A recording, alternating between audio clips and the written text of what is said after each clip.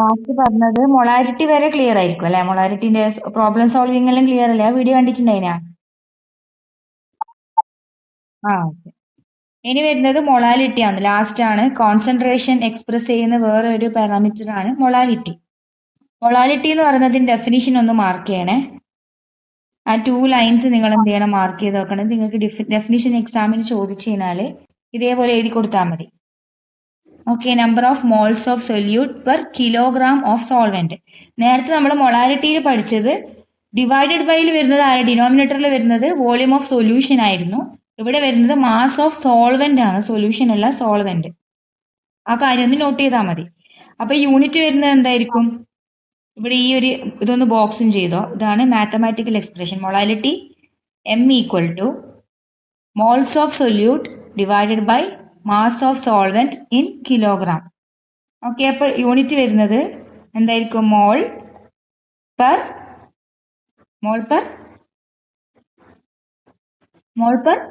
Divide by ആരാളുള്ള? Mass അല്ലേ? മാസിന്റെ യൂണിറ്റ് ഏതാ ഉള്ളത്? കിലോഗ്രാം. മോൾ പെർ കിലോഗ്രാം ആണ് മൊളാലിറ്റിയുടെ യൂണിറ്റ് വരുന്നത്. ഓക്കെ, നമ്മൾ ഇതുവരെ പഠിച്ച കോൺസെൻട്രേഷൻ ടേംസിൽ ആ കാര്യം കൂടി ഒന്ന് നോട്ട് ചെയ്യണം. മാസ് പെർസെൻറ്റേജ്, അതേപോലെ മോൾ ഫ്രാക്ഷൻ, മൊളാലിറ്റി, ഈ കാര്യങ്ങളൊക്കെ എന്താണ്? ടെമ്പറേച്ചർ ഇൻഡിപെൻഡന്റ് ആണ്. ടെമ്പറേച്ചർ വാരി ചെയ്തുകൊണ്ട് mass percentage, parts per million, mole fraction, molality ഇതൊന്നും ചേഞ്ച് ചെയ്യില്ല. പക്ഷെ ആര് ചേഞ്ച് ചെയ്യും? അത് മാത്രം ഒന്ന് നോട്ട് ചെയ്യണം. ആരാ ചേഞ്ച് ചെയ്യുക? മൊളാരിറ്റി മാത്രം ചേഞ്ച് ചെയ്യുക. കാരണം അവിടെ എന്താണ് പ്രശ്നം? വോളിയം ആണ് ഡിവൈഡഡ് ബൈയിൽ വരുന്നത്. ഇക്വേഷനിൽ ഒരു വോളിയം ടേം വരുന്നത് കൊണ്ട് ഈ വോളിയം എന്നുള്ളത് എന്താണ്? ടെമ്പറേച്ചർ ഡിപ്പെൻഡന്റ് ആണ്. നിങ്ങൾ ചാൾസ് ലോയിലൊക്കെ പഠിച്ചതല്ലേ? Volume directly proportional to temperature എന്നുള്ളത്. അതേപോലെ തന്നെ ഇവിടെ നമുക്ക് എന്താ പറയാം? വോളിയം ടെമ്പറേച്ചർ ഡിപ്പെൻഡന്റ് ആയതുകൊണ്ട് തന്നെ മൊളാരിറ്റി എന്ത് തന്നെയാണ്? ടെമ്പറേച്ചറിന്റെ ഒരു ഫംഗ്ഷൻ ആണ്. ടെമ്പറേച്ചർ വാരി ചെയ്യുന്ന അനുസരിച്ച് ആരും ചേഞ്ച് ചെയ്യും, മൊളാരിറ്റിയിലും വേരിയേഷൻ ഉണ്ടാവും. ഓക്കെ, നിങ്ങൾക്ക് ഇപ്പം കംപ്ലീറ്റ് ക്വസ്റ്റ്യൻ പേപ്പർ അപ്ലിക്കേഷൻ ലെവലിൽ വരുന്നത് കൊണ്ട് എക്സാം +1 എക്സാം എങ്ങനെയുണ്ട്?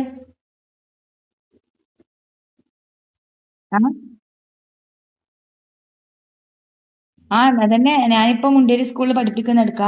+2 റിസൾട്ട് വന്ന് PTA മീറ്റിംഗ് വെച്ച സമയത്ത് A+ പോയതിൽ ആകെ 4 കുട്ടികൾക്കാണ് ഫുൾ A+ ഉള്ളത്. നിങ്ങളതിൽ എത്ര കുട്ടികൾക്കുണ്ട് ഫുൾ A+? ആ, സാധാരണ അത്രയല്ല, ഈ കൂടുതൽ ഉണ്ടാവലില്ലേ? ആ ആ കമ്പാരിറ്റീവ്ലി ഇപ്പൊ കുറവ്, എല്ലാ സ്കൂളിലും കുറവാണ്. പോയത് കംപ്ലീറ്റ് ഫിസിക്സും കെമിസ്ട്രി ആണ് പോയിട്ടുള്ളത് A+. കുറച്ച് ആൾക്കാർക്ക് ബയോളജിയും പോയിട്ടുണ്ട്. ആ ഒരു ലെവലിലാണ് പോയിട്ടുള്ളത്. അപ്പോൾ അതിൽ തന്നെ മനസ്സിലാക്കി കുറച്ചും കൂടി അപ്ലിക്കേഷൻ ലെവൽ ക്വസ്റ്റ്യനാണ് വരുന്നത്. നിങ്ങൾ ടെക്സ്റ്റ് ബുക്ക് പഠിക്കാണ്ട് നിങ്ങൾക്ക് എക്സാം എഴുതാൻ കഴിയില്ല. ടെക്സ്റ്റ് ബുക്കിൽ ഓരോ മുക്കിലും മൂലയിലുള്ള കാര്യങ്ങൾ ചോദിക്കുന്നുണ്ട്.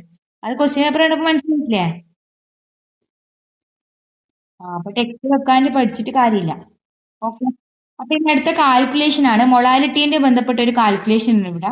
കാൽക്കുലേറ്റ് മൊളാലിറ്റി, ഡയറക്റ്റ് ക്വസ്റ്റ്യൻ ആണ്. എന്താണ്? മാസ് തന്നിട്ടുണ്ട്. എത്തനോയിക് ആസിഡ് ആണ് ഇവിടെ സൊല്യൂട്ട്. ഇൻ ഏതിലാണ് ഡിസോൾവ് ചെയ്തിട്ടുള്ളത്? ബെൻസീനിൽ. അപ്പൊ ബെൻസീൻ ആയിരിക്കും എന്ത്? സോൾവെന്റ്. ഓക്കെ, അപ്പൊ ഇവിടെ കൊടുത്തിട്ടുള്ള 75 ഗ്രാം എന്നുള്ളത് ആരുടെ മാസാണ്? അല്ല അല്ല, in 75 gram of benzene. Of എവിടെയുള്ള? ബെൻസീന്റെ സോൾവെന്റിന്റെ മാസാണ് അവിടെ കൊടുത്തിട്ടുള്ളത്. ഈ 2.5 ഗ്രാം എന്ന് പറയുന്നത് ആരുടെ മാസാണ്? സൊല്യൂട്ട്, അതായത് എത്തനോയിക് ആസിഡിന്റെ. നമുക്ക് കണ്ടുപിടിക്കേണ്ടത് മൊളാലിറ്റി ആണ്. ആദ്യം തന്നെ എന്ത് ചെയ്യാം? ഇക്വേഷൻ അങ്ങ് എഴുതി വെക്കാം. മൊളാലിറ്റിന്റെ ഇക്വേഷൻ എന്താ? N/M. Number of moles of solute divided by mass of solvent in kilogram. ഇതില് M തന്നിട്ടുണ്ട്. മാസ് ഓഫ് സോൾവെന്റ് എത്ര തന്നിട്ടുള്ളത്? മാസ് ഓഫ് സോൾവെന്റ് എത്രയാ? 75 ഗ്രാം തന്നിട്ടുണ്ട്. ഓക്കെ, പക്ഷെ നമ്പർ ഓഫ് മോൾസ് തന്നിട്ടുണ്ടാ സൊല്യൂട്ടിന്റെ? തന്നിട്ടില്ല. പക്ഷെ നമുക്ക് എന്ത് ചെയ്യാൻ പറ്റും? കണ്ടുപിടിക്കാൻ പറ്റും. എങ്ങനെ കണ്ടുപിടിക്കും? ഗിവൺ മാസ് തന്നിട്ടുണ്ട് അല്ലെ? അതിന്റെ ഇപ്പൊ നിലവിലുള്ള മാസ് എത്രയാന്ന് തന്നിട്ടുണ്ട്. അപ്പൊ അത് വെച്ചിട്ട് എന്ത് ചെയ്യണം? നമ്പർ ഓഫ് മോൾസ് കണ്ടുപിടിക്കണം. എങ്ങനെ കണ്ടുപിടിക്കും? N equal to given mass by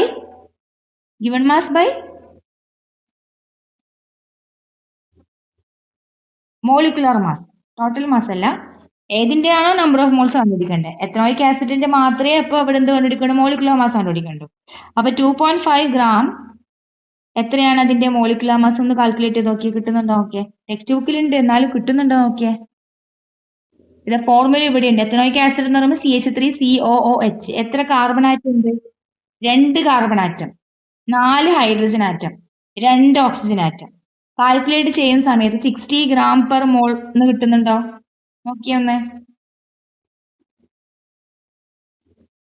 കിട്ടുന്നില്ലേ? Calculator കയ്യിൽ വെക്കണേ. കിട്ടുന്നുണ്ട് അല്ലെ? 60 ഗ്രാം പെർ മോള് കിട്ടുന്നുണ്ട്. അപ്പൊ എന്ത് ചെയ്താൽ മതി? നമ്പർ ഓഫ് മോൾസ് കിട്ടാൻ 2.5 gram divided by 60 gram per mole. ഇത് വെച്ച് ഡിവൈഡ് ചെയ്ത് എത്ര വാല്യൂ കിട്ടുന്നുണ്ട്? നമ്പർ ഓഫ് മോൾസ് എത്ര കിട്ടുന്നത്? അത് കിട്ടുന്നുണ്ടോ? ടെക്സ്റ്റ് ബുക്കിൽ ഉണ്ടെന്ന് വെച്ചിട്ട് ടെക്സ്റ്റിലെ വാല്യൂ നോക്കണം, നിങ്ങൾക്ക് കിട്ടുന്നുണ്ടോ എന്നുള്ളതാണ് അറിയേണ്ടത്. കൃത്യമായി ചെയ്യുമ്പോൾ കിട്ടുന്നുണ്ടോ വാല്യൂ? എക്സാമിന് ചെയ്യുമ്പോൾ ഒരു കാര്യം ശ്രദ്ധിക്കുക, കുറെ ഡെസിമൽ പോയിന്റ് ഉണ്ടാവും. അപ്പൊ നിങ്ങൾ എത്ര ഡെസിമൽ പോയിന്റ് എടുക്കണം? ഏകദേശം 4 എണ്ണം വരെ എടുക്കണം കേട്ടോ. അത് നിങ്ങൾ മറക്കരുത്. 4 ഡെസിമൽ പ്ലേസ് വരെയുള്ള ആൻസേഴ്സ് എഴുതിയിരിക്കണം. ഓക്കെ. ഒന്നാമത് നിങ്ങൾക്ക് സയന്റിഫിക് കാൽക്കുലേറ്റർ ഉള്ളത് കൊണ്ടാണ് പറയുന്നത്. ചില ചില CBSE അങ്ങനെ സയന്റിഫിക് കാൽക്കുലേറ്റർ യൂസ് ചെയ്തുകൂടാ.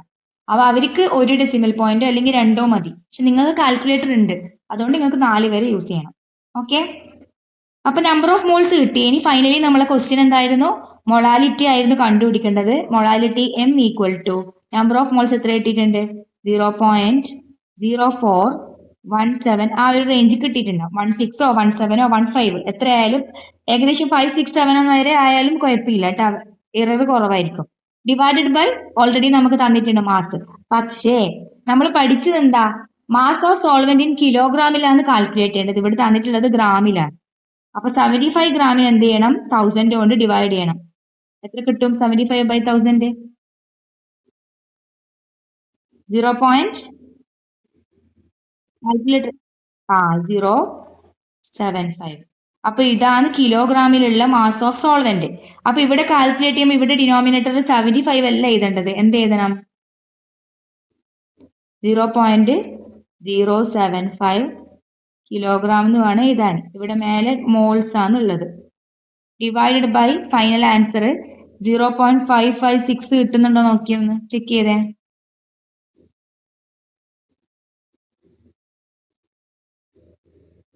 കിട്ടുന്നുണ്ടോ? ഹലോ, കിട്ടുന്നുണ്ട് അല്ലെ? ഓക്കെ. അപ്പോ ഈ പറഞ്ഞ 0.556 മോൾ പെർ കിലോഗ്രാം. ആൻസർ ചെയ്തതിന്റെ കൂടെ യൂണിറ്റ് ചെയ്താൽ മറക്കരുത്. ഓക്കെ, യൂണിറ്റിന് മാർക്ക് ഉണ്ട്. ഓക്കെ അല്ലേ? ഇപ്പൊ മൊളാലിറ്റി വരെയുള്ള എല്ലാ പ്രോബ്ലംസും നിങ്ങൾക്ക് ഏത് രീതിയിൽ ക്വസ്റ്റ്യൻ വെച്ചാൽ ആൻസർ ചെയ്യാൻ പറ്റണം. ഡയറക്റ്റ് ക്വസ്റ്റ്യൻ തരണമെന്നില്ല. ചിലപ്പം മൊളാലിറ്റി എന്നിട്ട് മാസം കണ്ടുപിടിക്കാൻ ചോദിക്കും, നമ്പർ ഓഫ് മോൾസ് കണ്ടുപിടിക്കാൻ ചോദിക്കും. എങ്ങനെയാണെങ്കിലും കണ്ടുപിടിക്കുന്ന ആ സ്റ്റെപ്പ് കൃത്യമായിട്ട് അറിയുന്ന ഒരാൾക്ക് തിരിച്ചും മറിച്ചും ചോദിച്ചാൽ കിട്ടണം. കിട്ടുമല്ലോ? കിട്ടൂല. ഇനി ഇൻഡെക്സ് ക്വസ്റ്റ്യൻ നമ്മൾ 1.3 വരെ ചെയ്തിട്ടുണ്ട്. നിങ്ങൾ ഈ 1.5ഉം 1.4ഉം 5ഉം കൂടി ഒന്ന് ചെയ്ത് നോക്കുക കേട്ടോ. കിട്ടുന്നുണ്ടോ നോക്കേ. ടൈം എടുത്ത് ചെയ്തോ, കുറച്ച് അപ്ലൈ ചെയ്യാനുണ്ട് ഇവിടെ എല്ലാം. ടൈം എടുത്ത് ചെയ്തിട്ട് എനിക്ക് അയക്കണം കേട്ടോ. ഓക്കെ, അടുത്ത ആഴ്ച അയക്കണേ. ഓക്കെ. ഇനി വരുന്നത് നമ്മൾ ഇത്രയും പഠിച്ചത് എന്താണ്? കോൺസെൻട്രേഷന്റെ കാര്യങ്ങളാണ് പഠിച്ചത് അല്ലെ? ഒരു സൊല്യൂഷൻ കിട്ടിക്കഴിഞ്ഞാൽ ആ സൊല്യൂഷന്റെ കോൺസെൻട്രേഷൻ എങ്ങനെ എക്സ്പ്രസ് ചെയ്യുന്നുള്ള കാര്യങ്ങൾ പഠിച്ചു. ഇനി പഠിക്കാൻ പോകുന്നത് സൊല്യൂബിലിറ്റി ആണ്. സൊല്യൂബിലിറ്റി എന്താണെന്ന് അറിയണ്ടേ? അപ്പൊ അതിന്റെ ഡെഫിനിഷൻ പഠിച്ചു വെക്കണം. ടെക്സ്റ്റ് ബുക്ക് ഇവിടെ സ്റ്റാർട്ടിങ്ങിലുള്ള 2 ലൈൻസ് ആണ് നിങ്ങൾ മാർക്ക് ചെയ്യേണ്ടത്. Okay. Solubility of a substance is its maximum amount that can be dissolved in a specified amount of solvent at a specified temperature. ഒരു പെർട്ടിക്കുലർ ടെമ്പറേച്ചറിൽ എത്രത്തോളം സൊല്യൂട്ട് ഒരു സോൾവെന്റ് ഡിസോൾവ് ചെയ്യാൻ പറ്റും എന്നുള്ളതാണ്. ആ ഒരു എമൗണ്ട് ആണ്. മാക്സിമം എത്ര എമൗണ്ട് നമുക്ക് ഡിസോൾവ് ചെയ്യിക്കാൻ പറ്റും. ഏതിന്റെ എമൗണ്ട് ആണ്? സൊല്യൂട്ടിന്റെ. അതാണ് എന്ത്? സോലിബിലിറ്റി. ക്ലിയർ ആണോ? ക്ലിയർ ആണോ? ഓക്കെ. അപ്പൊ അത് ഡെഫിനിഷൻ ആയിട്ട് 1 മാർക്കിന് ചോദിക്കാം. എന്താ മോനെ? പിന്നെ ഹലോ, ഓക്കെ അല്ലേ? ക്ലിയർ അല്ലേ? ഓക്കെ. ഇനി സൊല്യൂബിലിറ്റി ഏതൊക്കെ ഫാക്ടറിനെ ഡിപ്പെൻഡ് ചെയ്യും ആ കാര്യം കൂടെ അറിയണം. ഏതൊക്കെ ഫാക്ടറിനെ ഡിപ്പെൻഡ് ചെയ്യും നോട്ട് ചെയ്ത് വെക്കാം. നാച്ചർ ഓഫ് സൊല്യൂട്ട്, ഒരു സൊല്യൂഷനിൽ ഉണ്ടാവുന്ന ആൾക്കാർ ആരെല്ലാം ചിന്തിച്ചാൽ തന്നെ ആൻസർ കിട്ടും. ഒന്ന് സൊല്യൂട്ട്, മറ്റൊന്ന് സോൾവെന്റ്. ഈ രണ്ട് കോമ്പണൻസിന്റെയും നാച്ചർ, അത് എങ്ങനെയുള്ള ടൈപ്പ് സൊല്യൂട്ട് ആണ്, എങ്ങനെയുള്ള ടൈപ്പ് സോൾവെന്റ് ആണ്, അതിനെ ആര് ഡിപ്പെൻഡ് ചെയ്യും? സോല്യൂബിലിറ്റി ഡിപ്പെൻഡ് ചെയ്യും. അതേപോലെ തന്നെ നമ്മൾ നോർമലി എപ്പോഴും ഉപയോഗിക്കുന്ന ഒരു ടേമാണ് ടെമ്പറേച്ചറും പ്രഷറും, അല്ലേ? അപ്പൊ ഈ 4 ഫാക്ടേഴ്സ് മറക്കൂലല്ലോ, സിമ്പിൾ ആയിട്ട് കൊടുത്തെടുത്തൂടെ? ഓക്കെ അല്ലേ? ഓക്കെ അല്ലേ മക്കളെ? സൊല്യൂബിലിറ്റി ഡെഫിനിഷൻ മനസ്സിലാക്കാം, ഫാക്ടേഴ്സ് മനസ്സിലാക്കാം. ഇനി നമ്മൾ രണ്ട് സൊല്യൂബിലിറ്റിയാ പഠിക്കാം. സൊല്യൂബിലിറ്റി ഓഫ് സോളിഡ് ഇൻ ലിക്വിഡും പഠിക്കണം, അതേപോലെ ഗ്യാസ് ഇൻ ലിക്വിഡും പഠിക്കാനുണ്ട്. സോളിഡ് ഇൻ ലിക്വിഡ് കാര്യമായിട്ട് അങ്ങനെ വലിയ കാര്യങ്ങളൊന്നും പഠിക്കാൻ, ചെറിയ സിമ്പിൾ കാര്യങ്ങളെ പഠിക്കാനുള്ളൂ. അതിന് മുന്നേ ഈ സോളിഡ് ഇൻ ലിക്വിഡ് ആയിക്കോട്ടെ, ഗ്യാസ് ഇൻ ലിക്വിഡ് ആയിക്കോട്ടെ, ജനറലി നമ്മൾ ഒരു സൊല്യൂബിലിറ്റിന്റെ ഒരു കേസ് എടുക്കുകയാണെങ്കിൽ, ഒരു സൊല്യൂഷൻ ഫോം ചെയ്യുന്ന കേസ് എടുക്കുകയാണെങ്കിൽ കുറച്ച് കാര്യങ്ങൾ പഠിക്കാനുണ്ട്. അതായത് നമ്മൾ നോർമലി സാൾട്ട് വാട്ടർ ഉണ്ടാക്കുന്നത്, സാൾട്ട് സൊല്യൂഷൻ, അതിൽ നമ്മൾ എന്താ ചെയ്യുന്നത്? സാൾട്ടിനെ ഏതിലാണ് ഡിസോൾവ് ചെയ്യിക്കുന്നത്? ഏത് സോൾവെന്റിലാണ് ഡിസോൾവ് ചെയ്യിക്കുന്നത്? വാട്ടറിലാണ് ഡിസോൾവ് ചെയ്യിക്കുന്നത്. ഷുഗറും എന്താണ് വാട്ടറിൽ ഡിസോൾവ് ചെയ്യിക്കുന്നുണ്ട്. അതേ സ്ഥാനത്ത് നിങ്ങൾ എന്താണ് നാഫ്തലിൻ, അതേപോലെ കൂറമുട്ടായി അറിയില്ലേ? നിങ്ങൾ വാഷ് ബേസിനെല്ലാം ആഡ് ചെയ്യുന്നത്, അത് നിങ്ങൾ അവിടെ ഇട്ടെന്ന് വെച്ചിട്ട് അലിഞ്ഞ് സൊല്യൂഷൻ ആയിട്ട് മാറുന്നൊന്നുമില്ലല്ലോ, ഇല്ലാലോ. അതെന്തുണ്ടാ? വാട്ടറിൽ അത് സോല്യൂബിൾ അല്ല. നാഫ്തലിൻ ആയിക്കോട്ടെ, ആന്ത്രസിൻ ആയിക്കോട്ടെ, അത് സോല്യൂബിൾ അല്ല. പക്ഷെ അത് ബെൻസീനിലാണെങ്കിൽ എന്താണ്? സോല്യൂബിൾ ആണ്. അപ്പൊ ഇവിടെ ഒരു കാര്യം പഠിക്കാനുണ്ട്, നിങ്ങളൊരു പുതിയ ടേം റൂൾ പഠിക്കാനുണ്ട്. Like dissolves like. ഇവിടെ ഡാർക്കൻ ചെയ്ത് കാണുന്നുണ്ടാവും, നിങ്ങൾ ടെക്സ്റ്റ് ബുക്കിലും ഉണ്ടാവും. ഓക്കെ, അതൊന്ന് മാർക്ക് ചെയ്യാം. ഉദ്ദേശിക്കുന്നത് പോളാർ സൊല്യൂട്ട് ആണെങ്കിൽ പോളാർ സോൾവെന്റിൽ ഡിസോൾവ് ചെയ്യും. അതേ സ്ഥാനത്ത് നോൺ പോളാർ സൊല്യൂട്ട് ആണെങ്കിൽ അത് ഏതിൽ മാത്രമേ ഡിസോൾവ് ആവൂ? നോൺ പോളാർ സോൾവെന്റ്സിൽ മാത്രമേ ഡിസോൾവ് ആവൂ. അതാണ് ഞാൻ ഇവിടെ ഇപ്പൊ പറഞ്ഞത്. അതായത് വാട്ടർ നിങ്ങൾക്ക് അറിയാം പോളാർ സോൾവെന്റ് ആണ്, യൂണിവേഴ്സൽ സോൾവെന്റ് ആണ്, അല്ലെ? മെജോറിറ്റി ഓഫ് അയോണിക് കോമ്പൗണ്ട്സ് എന്ത് ചെയ്യുന്നുണ്ട്? വാട്ടറിൽ സോല്യൂബിൾ ആണ്. നിങ്ങൾ ചെറിയ ക്ലാസ്സിലെല്ലാം പഠിച്ചിട്ടുണ്ടാവും, അല്ലേ? വാട്ടർ എത്രത്തോളം എന്താണ് പോളാർ ആണ്. നിങ്ങൾ പോളാർ എന്നുള്ള ടേം പ്ലസ് വണ്ണിൽ കേട്ടിട്ടില്ലേ? ആദ്യമായിട്ടാണോ? ആദ്യമായിട്ടാണ്. അതൊരു ചെറിയൊരു ഐഡിയ ഉണ്ടായിക്കോ. പോളാർ എന്ന് പറഞ്ഞാൽ ഇപ്പൊ ഇവിടെ H2O കേസിൽ ഹൈഡ്രജൻ ഓക്സിജൻ നോക്കിയാൽ ഇലക്ട്രോൺ നെഗറ്റീവ് ഡിഫറൻസ് എങ്ങനെയുള്ളത്? നിങ്ങൾ 9th സ്റ്റാൻഡേർഡിൽ കെമിക്കൽ ബോണ്ടിങ്ങിൽ പഠിച്ചിട്ടുണ്ടാവും. കെമിക്കൽ ബോണ്ടിങ്ങിൽ നിങ്ങൾ ഇലക്ട്രോൺ നെഗറ്റിവിറ്റി എന്ന് പഠിച്ചിട്ടില്ലേ? അപ്പൊ ഓക്സിജൻ എന്ന് പറഞ്ഞാൽ ഹൈലി ഇലക്ട്രോൺ നെഗറ്റീവാ, പക്ഷെ ഹൈഡ്രജൻ അത്രത്തോളം ഇലക്ട്രോൺ നെഗറ്റിവിറ്റി ഇല്ല. അപ്പൊ ഇവിടെ നടക്കുന്നത് കോവാലന്റ് ബോണ്ടിങ് ആണെങ്കിലും ഇലക്ട്രോൺ കൂടുതൽ ആരുടെ അടുത്തേക്ക് പോകും? മോർ ഇലക്ട്രോൺ നെഗറ്റീവ് ആയിട്ടുള്ള ഓക്സിജന്റെ അടുത്തേക്ക് പോകും. അപ്പൊ അവിടെ ചാർജ് സെപ്പറേഷൻ കുറച്ച്, ഇവിടെ ഒരു ഡെൽറ്റ മൈനസും ഇവിടെ ഒരു ഡെൽറ്റ പ്ലസും ഫോം ചെയ്യും. കാരണം ഇലക്ട്രോൺ ഷെയർഡ് ഇലക്ട്രോൺ കൂടുതൽ ആരുടെ അടുത്താ ഉള്ളത്? ഓക്സിജന്റെ അടുത്തേക്കാണ് ഉള്ളത്. ഓക്കെ, അല്ലേ? അതൊന്ന് ജസ്റ്റ് നിങ്ങളെ ലെക്ചർ നോട്ടായിട്ട് ഒരു റഫ് നോട്ടിൽ എഴുതി വെച്ചേ. ഞാൻ നിങ്ങളോട് പറഞ്ഞിട്ടുണ്ടേന് നോട്ട്സ് ടെക്സ്റ്റ് ബുക്കിൽ വേണ്ടത് ഞാൻ മാർക്ക് ചെയ്യാൻ പറയുന്ന ആ ഭാഗം മാർക്ക് ചെയ്താൽ മതി. പിന്നെ എക്സ്ട്രാ പറയുന്ന കാര്യങ്ങൾ ചിലത് ടെക്സ്റ്റ് ബുക്കിൽ ഉണ്ടാവണം എന്നില്ല. അത് നിങ്ങൾ ലെക്ചർ നോട്ടായിട്ട് സൈഡിൽ എന്റെ കൂടെ തന്നെ എഴുതി പോണേ. ഓക്കെ, അപ്പോ ഇലക്ട്രോൺ നെഗറ്റിവിറ്റി ഡിഫറൻസ് ഉള്ള കോമ്പൗണ്ട്സിൽ എന്തുണ്ടാവും? പൊളാരിറ്റി ഉണ്ടാവും. അങ്ങനെയുള്ള കോമ്പൗണ്ട്സ് പോളാർ ആണെന്നുള്ളത് മനസ്സിലാക്കാം. സാൾട്ട് ആയിക്കോട്ടെ, സാൾട്ടിന്റെ കേസിൽ നിങ്ങൾ പഠിച്ചിട്ടുണ്ട് Na+Cl- ആന്നുള്ളത്, അല്ലേ? കോമൺ സാൾട്ട് ആണെങ്കിൽ. അപ്പൊ ഇവിടെ ചാർജ് സെപ്പറേഷൻ കണ്ടാ? അപ്പൊ ഇതൊക്കെ എന്താണ്? പോളാർ ആണ്. അതുകൊണ്ടാണ് സോൾട്ട് എന്ത് ചെയ്യുന്നത്? വാട്ടറിൽ തന്നെ സോല്യൂബിൾ ആവുന്നത്. പോളാർ ഡിസോൾവിങ് പോളാർ, അതാണ് ലൈക്ക് ഡിസോൾവിങ് ലൈക്ക്. ക്ലിയർ അല്ലേ? ക്ലിയർ ആണോ മക്കളെ? അതേ സ്ഥാനത്ത് ബെൻസീൻ എടുത്തു കഴിഞ്ഞാൽ ബെൻസീൻ നോൺ പോളാറാ നിങ്ങൾക്ക് അറിയുണ്ടാവും. അതായത് ഇവിടെ കാർബണും ഹൈഡ്രജനും ഉള്ള കോമ്പൗണ്ട്സിനെ നമ്മൾ ഓർഗാനിക് കോമ്പൗണ്ട്സ് എന്ന് പറയുന്നത്, അല്ലേ? ഹൈഡ്രോ കാർബൺസ് എന്ന് പറയുന്നത്.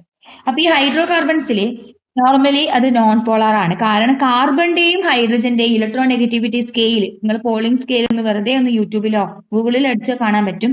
അത്ര വലിയ ഡിഫറൻസ് ഇല്ല ഇവർ തമ്മിൽ. ഇലക്ട്രോൺ നെഗറ്റിവിറ്റി ഡിഫറൻസ് അത്രത്തോളം ഇല്ല compared to oxygen, nitrogen, fluorine. അവരൊക്കെ വലിയ എന്താ ഹൈലി ഇലക്ട്രോൺ നെഗറ്റീവ് ആയിട്ടുള്ള ആറ്റംസ് ആണ്. പക്ഷെ കാർബൺ അത്ര ഇലക്ട്രോൺ നെഗറ്റീവ് അല്ല. ഹൈഡ്രജന്റെയും കാർബണിന്റെയും ഇലക്ട്രോൺ നെഗറ്റിവിറ്റി വാല്യൂ ക്ലോസർ ആയതുകൊണ്ട് തന്നെ അതെന്താണ്? അവിടെ ഒരു ചാർജ് സെപ്പറേഷൻ നടക്കുന്നില്ല. അത് നോൺ പോളാർ ആണ്. ഓക്കെ അല്ലേ? ഓക്കെ അല്ലേ? നാഫ്തലിൻ ആയിക്കോട്ടെ ആന്ത്രസിൻ ആയിക്കോട്ടെ ഒന്നുമില്ല. ബെൻസീൻ റിങ് ഇങ്ങനെ കൂടി കൂടി വരും. ഇതൊക്കെയാണ് ആന്ത്രസീൻ. ഇതിലും റിങ് കുറഞ്ഞ രണ്ടെണ്ണം വരുന്നത് നാഫ്തലിൻ. അതൊക്കെ നിങ്ങൾ പഠിക്കും. ഓക്കെ, കുറച്ചും കൂടി ഓർഗാനിക്കിന്റെ ഭാഗം വരുന്ന സമയത്ത് നിങ്ങൾ കുറച്ചുകൂടെ പഠിക്കും. അതായത് ഇതൊക്കെ എന്താണ്, ബെൻസീന്റെ റിങ് തന്നെയുള്ള കോമ്പൗണ്ട്സ് അല്ലേ, അപ്പൊ നോൺ പോളാർ ആണ് അതും. അപ്പൊ നോൺ പോളാർ ആയ ആൾക്കാർ നോൺ പോളാറിലാണ് ഡിസോൾവ് ചെയ്യുക. ഓക്കെ, അതാണ് ലൈക്ക് ഡിസോൾവ് ലൈക്ക്. അതിന്റെ പോയിന്റ് ഇത് ഇവിടെ കൊടുത്തിട്ടുണ്ട്. ഇറ്റ് ഈസ് ഒബ്സർവ്ഡ് ദാറ്റ് എന്നിട്ട് കൊടുത്താണ്ടില്ലേ, ഈ ഭാഗത്ത് ഞാൻ പറഞ്ഞ കാര്യം ഇത്ര വരെ ഉണ്ട്. അതൊന്ന് മാർക്ക് ചെയ്ത് വെച്ചോ ടെക്സ്റ്റ് ബുക്കിലെ. ഓക്കെ ഓക്കെ അല്ലേ? ഇനി നോർമലി നമ്മളൊരു സോളിഡ് സൊല്യൂട്ട് നമ്മൾ സോൾവെന്റിലേക്ക് ഡിസോൾവ് ചെയ്യാന്ന് കരുതാം. ഓക്കെ, സ്റ്റാർട്ടിങ് ഒന്നും സംഭവിക്കും, സൊല്യൂഷൻ സൈഡിലേക്ക് കൂടുതൽ സൊല്യൂട്ട് ഡിസോൾവ് സൊല്യൂഷൻ സൈഡിലേക്ക് ഇതിന്റെ കോൺസെൻട്രേഷൻ കൂടി വരും. ആണല്ലോ, നമ്മൾ സ്റ്റിർ ചെയ്യുന്നു, സംഭവം എന്തായി, സോളിഡ് സൊല്യൂട്ട് അലിഞ്ഞ് ഡിസോൾവ് സൊല്യൂഷൻ ഫേസിലേക്ക് പോകും. ആണല്ലോ, ഈ ഒരു പ്രോസസ്സിന് നമ്മൾ ഒരു പേര് പറയും, ഡിസൊല്യൂഷൻ എന്ന് പറയും. സോളിഡ് സൊല്യൂട്ട് ആഡ് ചെയ്ത് അത് സൊല്യൂഷൻ ഫേസിലേക്ക് പോകാന്ന് പറയുന്നത് ഒരു പ്രോസസ്സാണ്. ആ പ്രോസസ്സിന് എന്ത് പറയും, ഡിസൊല്യൂഷൻ എന്ന് പറയും. അതൊന്ന് മാർക്ക് ചെയ്യണം. ഞാൻ ഈ പറഞ്ഞ 3 ലൈൻസും ഡിസൊല്യൂഷൻ വരെയുള്ള ലൈൻസ് നിങ്ങൾ മാർക്ക് ചെയ്യണം. നിങ്ങളുടെ എക്സാമിന് സൊല്യൂബിലിറ്റി എന്താ ചോദിക്കാം, ഡിസൊല്യൂഷൻ എന്താന്ന് ചോദിക്കാം. ഓക്കെ, മാർക്ക് ചെയ്തെന്ന് വിചാരിക്കുന്നു. ചെയ്തല്ലോ. വേറൊരു പ്രോസസ്സാണ് ക്രിസ്റ്റലൈസേഷൻ. അതിന്റെ താഴത്തെ ഈ ഒരു 3 ലൈൻസ് നിങ്ങൾ മാർക്ക് ചെയ്യേണ്ടി വരും. അതായത് ഞാൻ പറഞ്ഞു സോളിഡ് സൊല്യൂട്ട് ഡിസോൾവ് ചെയ്യുന്നു പറഞ്ഞു, സൊല്യൂഷൻ ഫേസിലേക്ക് പോകുന്നു പറഞ്ഞു. അതേപോലെ തന്നെ വേറൊരു ടെൻഡൻസി റിയാക്ഷൻ മീഡിയത്തിൽ നടക്കുന്നുണ്ട്. അതായത് സൊല്യൂട്ട് പാർട്ടിക്കിൾസിന്റെ ടെൻഡൻസി ഉണ്ട്.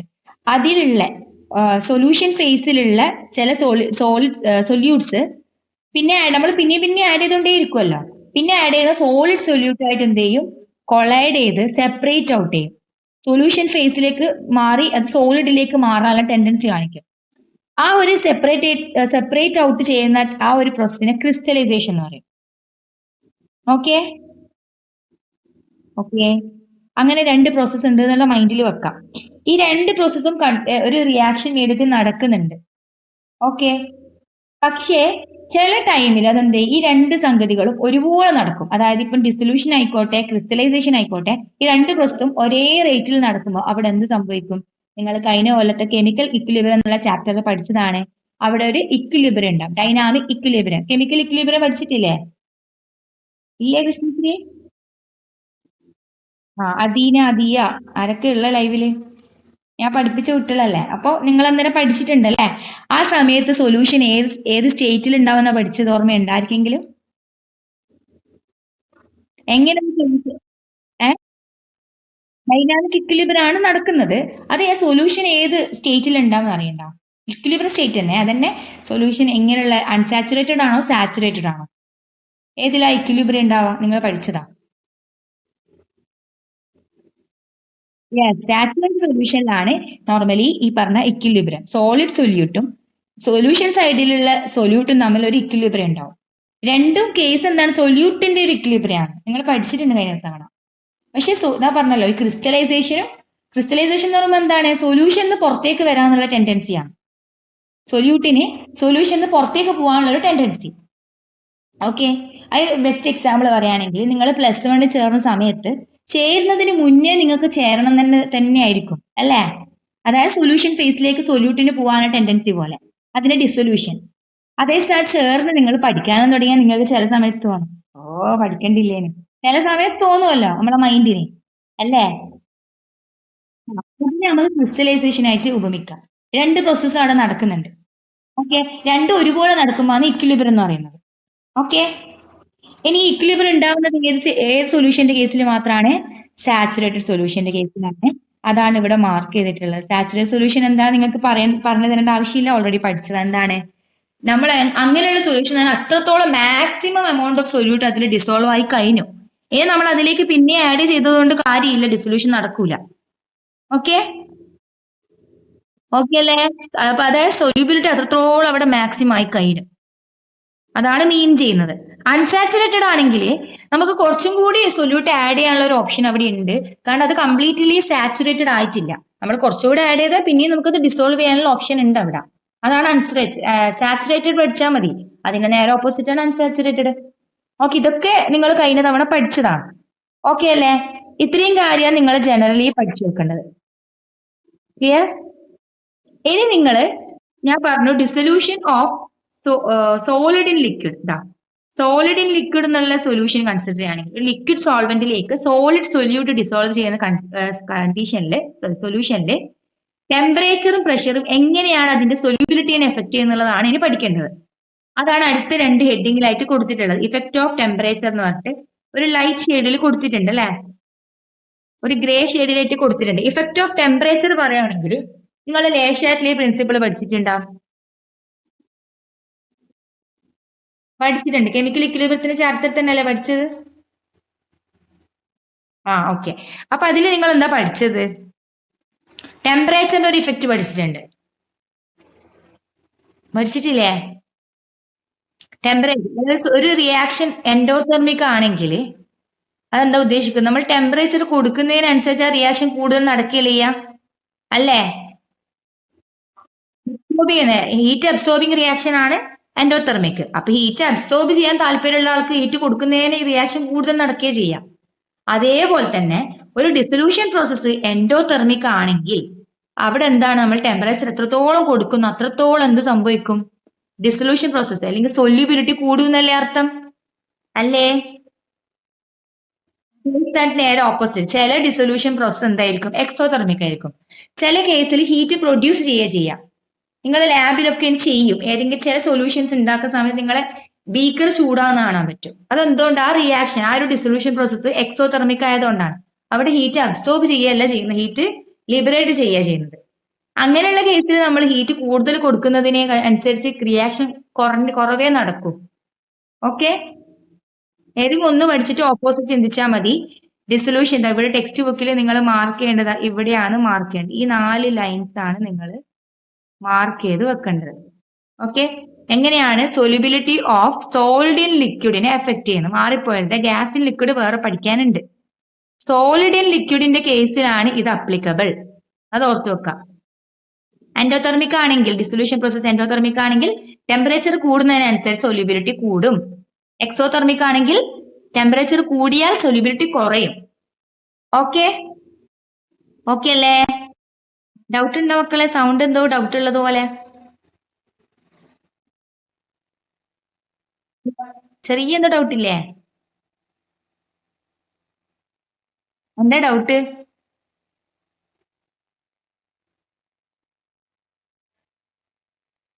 അല്ല, അങ്ങനല്ല. നിങ്ങളെ ഏതെല്ലാം പഠിപ്പിച്ചെന്ന് എനിക്ക് അറിഞ്ഞൂടാ. നിങ്ങളെല്ലാം ഇന്റർപ്രറ്റ് ചെയ്ത് തെറ്റിപ്പോയതുകൊണ്ടൊന്നും അറിയില്ല. എൻഡോതെർമിക് എന്ന് പറഞ്ഞാൽ ഹീറ്റ് അബ്സോർബിങ് റിയാക്ഷനാണ്. അതാദ്യം മനസ്സിലാക്കുക. ഇപ്പൊ അറിയുന്നില്ല എന്നുണ്ടെങ്കിൽ ഇപ്പൊ എഴുതി വെച്ചോ. എൻഡോതെർമിക് ലെക്ചർ നോട്ടിൽ നോട്ട് ചെയ്ത് വെച്ചോ. എൻഡോതെർമിക് എന്താണ്? ഹീറ്റ് അബ്സോർബിംഗ് ആണ്. ലെക്ചർ നോട്ടില്ലെങ്കിൽ ടെക്സ്റ്റ് ബുക്കിൽ തന്നെ പെൻസിൽ കൊണ്ട് ഏറോ മാർക്ക് ഇട്ടിട്ട് എഴുതി വെച്ചാൽ മതി. ഹീറ്റ് അബ്സോർബിംഗ് റിയാക്ഷൻ ആണ്. അങ്ങനെയുള്ള റിയാക്ഷന് ഹീറ്റ് ഇഷ്ടപ്പെടുന്ന ആൾക്കാരാണ്. ഓക്കെ, അതിനെ അബ്സോർബ് ചെയ്യണം. ഹീറ്റ് വേണം എന്നുള്ളതാണ് ഉദ്ദേശിക്കുന്നത്. അപ്പൊ ഹീറ്റ് കൊടുക്കുന്നതിനനുസരിച്ച് ടെമ്പറേച്ചർ കൊടുക്കുമ്പോൾ ഹീറ്റ് കൂടുമല്ലോ, അറിയാലോ. ടെമ്പറേച്ചർ കൊടുക്കുമ്പോൾ ഹീറ്റ് എനർജിയാണ് സപ്ലൈ ചെയ്യുന്നത്. അപ്പൊ ഹീറ്റ് കൂടുന്നതിനനുസരിച്ച് റിയാക്ഷൻ എന്ത് ചെയ്യും? കൂടുതലായി നടക്കും. അതായത് ഡിസൊല്യൂഷൻ പ്രോസസ്സ് കൂടുതലായിട്ട് നടക്കും. അതായത് സൊല്യൂബിലിറ്റി കൂടും. ഡിസൊല്യൂഷൻ കൂടാന്ന് പറയുമ്പോൾ അതിനർത്ഥം സൊല്യൂബിലിറ്റി കൂടും. കൂടുതൽ എമൗണ്ട് ഓഫ് സൊല്യൂട്ട് എന്ത് ചെയ്യും? സൊല്യൂഷൻ ഫേസിലോട്ടേക്ക് പോകും. അതേ സ്ഥാനത്ത് എക്സോതെർമിക് ആണെങ്കിൽ നേരെ ഓപ്പോസിറ്റ് അല്ലേ? അതായത് എക്സോതെർമിക്കിന്റെ കേസിൽ ഹീറ്റ് ഓൾറെഡി അത് ഒരു ഹീറ്റ് കൊടുക്കാതെ നടക്കുന്ന റിയാക്ഷനാണ്. കാര്യം പിടികിട്ടിയ അവിടെ ഹീറ്റ് കൊടുക്കണ്ട. ഹീറ്റ് കൊടുക്കാതെ റിയാക്ഷൻ നടക്കും. മാത്രമല്ല ഓൾറെഡി ഹീറ്റ് ലിബറേറ്റ് ചെയ്യുന്ന ഒരു റിയാക്ഷനാണ്. അതിലേക്ക് ഹീറ്റ് കൊടുക്കാൻ, അതിന് ഹീറ്റ് അബ്സോർബ് താല്പര്യമേ ഇല്ല. അതിന് ലിബറേറ്റ് ചെയ്യാൻ താല്പര്യപ്പെടുന്ന ആൾക്കാർക്ക് ഹീറ്റ് അങ്ങോട്ട് കൊടുത്തോണ്ട് കാര്യമില്ല.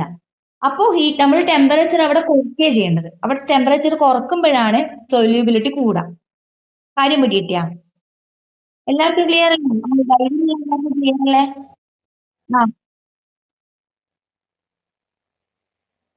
സോളിഡ് ലിക്വിഡിന്റെ കേസിലാണ് ഈ ഒരു കണ്ടീഷൻ. ഇനി ഗ്യാസിന്റെ കേസിൽ ഒറ്റൊരു കണ്ടീഷൻ നിങ്ങൾക്ക് പഠിക്കാനുണ്ട്. ഞാൻ പറഞ്ഞുതരാം, ആ ടൈമിൽ പറഞ്ഞുതരാം. ഓക്കെ, ഇനി പ്രഷറിന്റെ കേസിൽ പ്രത്യേകിച്ച് ഒരു എഫക്റ്റും ഇല്ല. കാരണം സോളിഡും ലിക്വിഡും നിങ്ങൾ പഠിച്ചിട്ടുണ്ട്, ഇൻകംപ്രസിബിൾ ആണ് അല്ലേ? പ്രഷർ വലിയ എഫക്ട് ചെയ്യാത്ത ആൾക്കാരാണ് സോളിഡും ലിക്വിഡും. കാരണം എന്ന് വെച്ചാൽ ഗ്യാസിന്റെ കേസിൽ നിങ്ങൾ പഠിച്ചിട്ടുണ്ട്. ഗ്യാസിൽ നിങ്ങൾ പിസ്റ്റന്റെ ഒക്കെ എക്സ്പീരിമെന്റ് ചെയ്ത് പഠിച്ചിട്ടുണ്ടാവും. ചെയ്തിട്ടില്ലെങ്കിലും നിങ്ങൾ ക്ലാസ്സിൽ കേട്ടിട്ടുണ്ടാവും. ഗ്യാസ് എന്ന് വെച്ചാൽ നമ്മൾ ഒരു വലിയൊരു കണ്ടെയ്നർ എടുത്താൽ ആ കണ്ടെയ്നറിന്റെ വോളിയം തന്നെയാണ് ഗ്യാസിന്റെ വോളിയം. അങ്ങനെയാണല്ലോ നിങ്ങൾ പഠിച്ചത് അല്ലേ? അപ്പൊ നമ്മൾ അതിന്റെ പിസ്റ്റൺ താഴ്ത്തി കൊണ്ടുവരുമ്പോ അതിന്റെ ഏരിയ ആ ഒരു വോളിയം കുറയും. കണ്ടെയ്നറിന്റെ വോളിയം കുറയുമ്പോൾ ഗ്യാസിന്റെ വോളിയം അതിനനുസരിച്ച് കുറയുന്നുണ്ട്. പക്ഷേ സോളിഡിന്റെ കേസിൽ അങ്ങനെയല്ല. സോളിഡ് ഇപ്പൊ ഒരു 10 ലിറ്ററിന്റെ വലിയ ടാങ്കിൽ വെച്ചാൽ ആ സോളിഡിന് ഉണ്ടാവേണ്ട ഒരു വോളിയം ഉണ്ടാവും. പ്രത്യേകിച്ച് ഒരു ആ പെട്ടെന്ന് ഒരു 10 ലിറ്ററിന്റെ വോളിയത്തിലേക്ക് അത് വണ്ണം വെക്കുകയും ചെയ്യില്ല. അത് അതിന്റെ ഫിക്സഡ് വോളിയത്തിൽ തന്നെ ഉണ്ടാവാം. അങ്ങനെ തന്നെ നിങ്ങൾ പഠിച്ചത്. അപ്പൊ അവിടെ ഒരു പ്രഷർ മാറിയത് കൊണ്ട് ഒരു കാര്യമില്ല. സൊല്യൂഷൻ എന്താണ് ഡിസൊല്യൂഷൻ പ്രോസസ്സിന് ഒരു എഫക്റ്റും ഇല്ല. അപ്പൊ ആ കാര്യം മനസ്സിലാക്കാം. എന്താണ് dissolution process or solubility of solid in liquid is independent of pressure. Depend ചെയ്യുന്നില്ല എന്നാ ഉദ്ദേശിക്കുന്നത്. ഓക്കെ അല്ലേ? അപ്പൊ ആ കാര്യം നിങ്ങൾ എന്റെ കൂടെ എഴുതി വെച്ചിട്ടുണ്ടാവും എന്ന് വിചാരിക്കുന്നു. അടുത്തതിലേക്ക് പോട്ടെ. ഓക്കെ, ബാക്കിയുള്ളവര് എന്താ പറയുന്നത്? ഇതിപ്പോ സിനോണിമയാ? ആ ഓക്കെ. കൃഷ്ണശ്രീ മനസ്സിലായിട്ടില്ലേ? ആ ഓക്കെ. അപ്പൊ അടുത്ത് നമ്മൾ പഠിക്കാൻ പോകുന്നത് solubility of gas in liquid ആണ് പഠിക്കേണ്ടത്. ഓക്കെ, മൈൻഡിൽ വെക്കണം. ഗ്യാസ് ആണ് ഇപ്പൊ ഇവിടെ സൊല്യൂട്ട്. സോൾവെന്റ് ലിക്വിഡ് തന്നെ, പക്ഷെ ഇവിടെ സൊല്യൂട്ട് മാറി സോളിഡ് അല്ല, ഗ്യാസ് ആണ്. അപ്പൊ അതിൻ്റെതായ കുറെ ചേഞ്ചസ് ഉണ്ടാവും. ഓക്കെ, നോർമലി നമുക്ക് അറിയുന്ന കാര്യമാണ് ഗ്യാസ് എന്ത് ചെയ്യുന്നുണ്ട്, വാട്ടറിൽ ഡിസോൾബിൾ ആണ്, അല്ലെങ്കിൽ മറ്റുള്ള ലിക്വിഡിൽ സോല്യൂബിൾ ആണെന്നൊക്കെ നിങ്ങൾക്ക് അറിയുന്ന കാര്യമാണ്. ഏറ്റവും എക്സാമ്പിൾ ആണ് അക്വാറ്റിക് ലൈഫ്. അറിയാലോ? അക്വാറ്റിക് ലൈഫ് നിങ്ങൾ ടെക്സ്റ്റ് ബുക്കിൽ തന്നെയുള്ള കാര്യം തന്നെ ഞാൻ പറയുന്നത്. ഇവിടെ ഉണ്ട്, ഞാൻ പറയുമ്പോൾ ടെക്സ്റ്റ് ബുക്കിൽ ഒന്ന് നോട്ട് ചെയ്താൽ മതി. അക്വാറ്റിക് ലൈഫിൽ ഓക്സിജൻ ഇല്ലെങ്കിൽ എന്തായിരിക്കും അവസ്ഥ? ഫിഷിന് ഓക്സിജന്റെ ആവശ്യമുണ്ട് അല്ലെ? ഫിഷസ് ആയിക്കോട്ടെ, അക്വാറ്റിക് സ്പീഷീസ് ആയിക്കോട്ടെ, അവർക്ക് എന്താണ് ഓക്സിജന്റെ ആവശ്യമുണ്ട്. അപ്പം വാട്ടറിൽ തന്നെ എന്തുണ്ട്, ഡിസോൾവ്ഡ് ഓക്സിജന്റെ കണ്ടന്റ് ഉണ്ട്. ഓക്കെ, പക്ഷേ ഹൈഡ്രജൻ ക്ലോറൈഡ് എന്നുള്ള ഗ്യാസ് കൺസിഡർ ചെയ്യുകയാണെങ്കിൽ ഓക്സിജന് വലിയൊരു സൊല്യൂബിലിറ്റി ഇല്ല. ഹൈഡ്രജൻ ക്ലോറൈഡ് ഗ്യാസ് എന്ന് പറയുന്നത് പെട്ടെന്ന് വാട്ടറിൽ സൊല്യൂബിൾ ആവും. ഓക്കെ, അപ്പൊ ഓരോ ഗ്യാസും പല രീതിയിലാണ് വാട്ടറിലായിക്കോട്ടെ ലിക്വിഡിലായിക്കോട്ടെ സോല്യൂബിൾ ആവുന്നതെന്നാണ് മീൻ ചെയ്യുന്നത്. ഓക്കെ, എല്ലാ ഗ്യാസും ഒരുപോലെ സോല്യൂബിൾ ആവണമെന്നില്ല. ക്ലിയർ അല്ലേ? ക്ലിയർ അല്ലേ?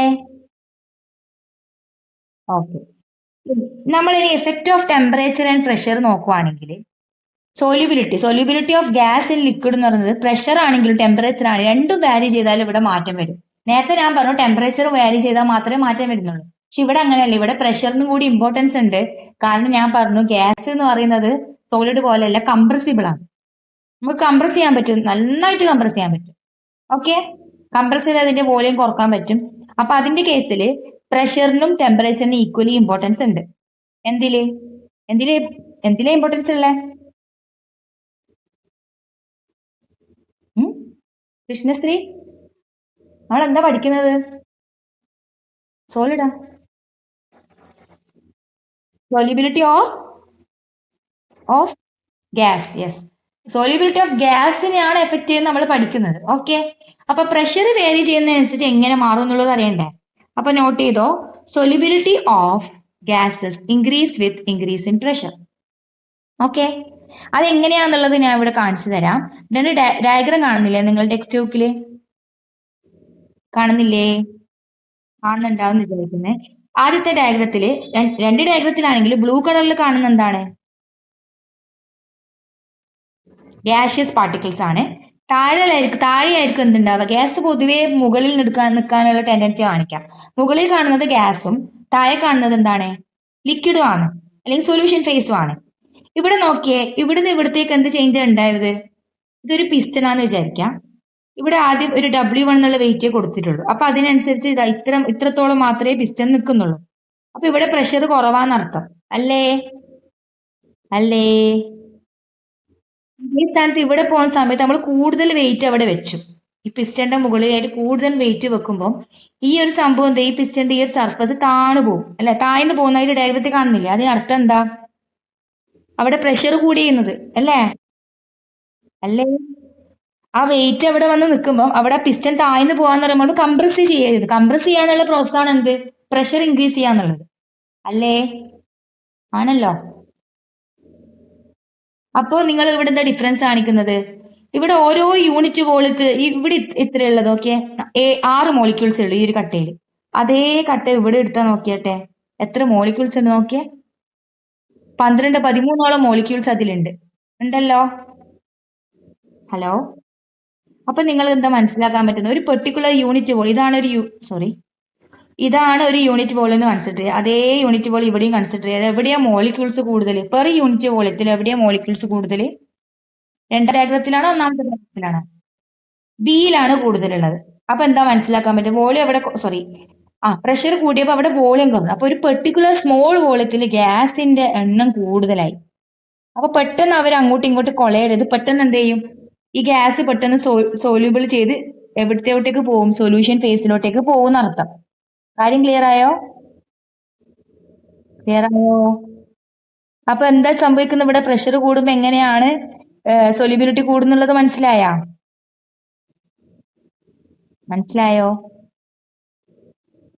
ഇനി ഇവിടെയും ഒരു ഇക്വിലിബ്രിയം എക്സിസ്റ്റ് ചെയ്യുന്നുണ്ട്. എന്തായിരിക്കും ഇക്വിലിബ്രിയം? നമ്മൾ നേരത്തെ പറഞ്ഞു സൊല്യൂട്ടിന് സൊല്യൂഷനിലേക്ക് പോകാനും ടെൻഡൻസി ഉണ്ട്, പുറത്തോട്ടേക്ക് പോകാനും ടെൻഡൻസി ഉണ്ട്. അതേപോലെ ഇവിടെയും ഗ്യാസിന് സൊല്യൂഷൻ ഫേസിലേക്ക് പോകാനും ടെൻഡൻസി കാണിക്കും, പുറത്തോട്ടേക്ക് വാപ്പറൈസ് ചെയ്ത് പോകാനും ടെൻഡൻസി. വാപ്പറൈസ് ചെയ്യാന്ന് പറയുമ്പോൾ എന്താ? ഗ്യാഷ്യസ് ഫേസിലോട്ടേക്ക് പോകാനുള്ള ടെൻഡൻസി ഉണ്ട്. അപ്പൊ ഇവിടെയും രണ്ട് ടെൻഡൻസി ഈക്വലി നടക്കുമ്പോൾ എന്തുണ്ടാവും? ഇക്വിലിബ്രിയം ഉണ്ടാവും. ക്ലിയർ ആണോ? ഇനി ഇതിൽ പ്രത്യേകിച്ച് നിങ്ങൾ മാർക്ക് ചെയ്യാനൊന്നുമില്ല. ഈ കാര്യം ഒന്ന് വായിച്ച് ഈ കാര്യമാണ് ഞാൻ ഇത്രയും കാര്യം ഷോർട്ടാക്കി പറഞ്ഞത്.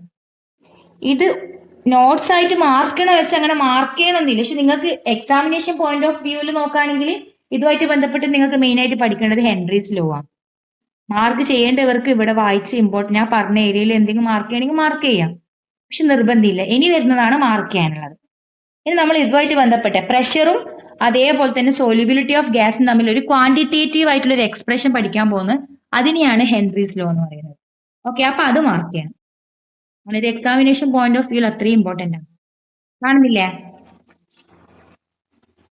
ഓക്കെ, ഹെൻറീസ് ലോയിൽ എന്താ പറയുന്നത്? ലോ നോക്കിയാട്ടെ. ലോ കമ്പയർ ചെയ്യുന്നത് ആര് തമ്മിലുള്ള റിലേഷനാണ് കൊടുക്കുന്നത്? പ്രഷറും സോല്യൂബിലിറ്റിയും തമ്മിലുള്ളതാണ്. ഇനി ഞാൻ പറഞ്ഞു സോല്യൂബിലിറ്റി എന്ന് പറയുന്നത് എന്താണ്?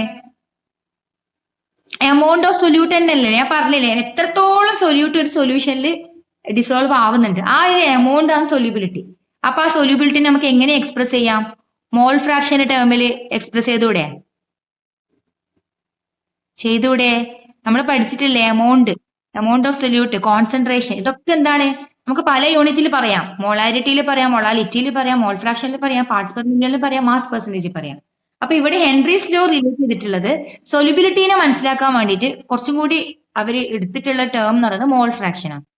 മോൾ ഫ്രാക്ഷനും ഗ്യാസിന്റെ പാർഷ്യൽ പ്രഷറും തമ്മിലാണ് റിലേഷൻ കൊടുത്തിട്ടുള്ളത്.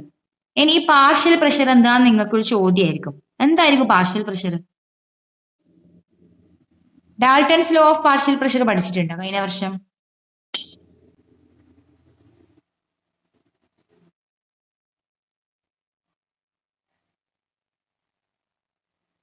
കൈനറ്റിക് തിയറി പഠിച്ചിട്ടുണ്ടോ? കൈനറ്റിക് തിയറി തന്നെയാ പഠിച്ചത്. ഡാൾട്ടൺസ് ലോയിൽ പറഞ്ഞിട്ടുണ്ടാവും ഓരോ ഗ്യാസും അവരുടേതായിട്ടുള്ള ഒരു പ്രഷർ അപ്ലൈ ചെയ്യും. ഇൻഡിവിജ്വൽ പ്രഷർ എന്ന് പറയും. അതിനെയാണ് എന്ത് പറയുന്നത്? Partial pressure. ഒരു മീഡിയത്തിൽ ഇപ്പൊ 10 ഗ്യാസ് ഉണ്ടെങ്കിലും ആ 10 ഗ്യാസ് ഡിഫറെന്റ് ആണെന്ന് വിചാരിക്കും. അപ്പൊ ആ ഒരു A1, A2, A3, A4, A5, A10 വരെ പല ടൈപ്പ് ഗ്യാസ് എടുത്താലും ആ ഓരോ ഗ്യാസും അതിൻ്റെതായ പ്രഷറാണ് കാണിക്കാം. എല്ലാം കൂടി സമ്മ് ചെയ്തിട്ടുള്ളതാണ് ടോട്ടൽ പ്രഷർ ഉണ്ടാവുക.